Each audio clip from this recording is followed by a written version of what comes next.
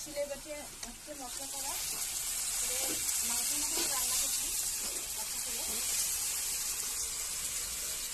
প্রথমে শুকনো লঙ্কা ফোড়ন দিলাম, তারপরে পেঁয়াজ দিলাম, তারপরে মশলা আদা জিরে রসুন দিয়ে টমেটো কষাচ্ছি।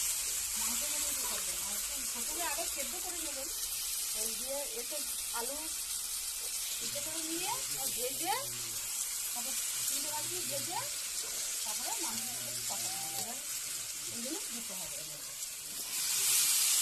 এতে চিংড়ি মাছ এতে আলু দিয়ে দিলাম, ওই কষাতে হবে, অনেকক্ষণ ধরে কষাতে হবে, হেভি টেস্ট লাগবে। যারা খাবেন এরকম করে হেভি ভালো লাগবে।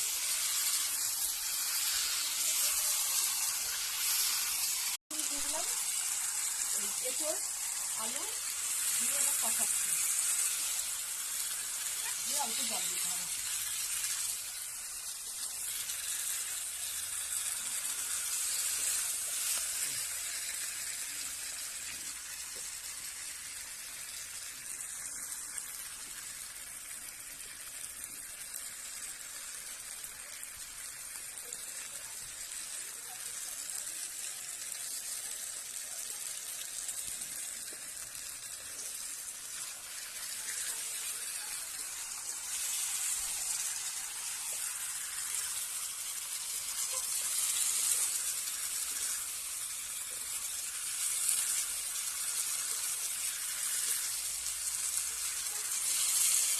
কাছে কিন্তু খুব ভালো লাগে গাইস রান্না করতে, খুব সুন্দর লাগে, কষ্টই লাগে না কাছে রান্না করতে।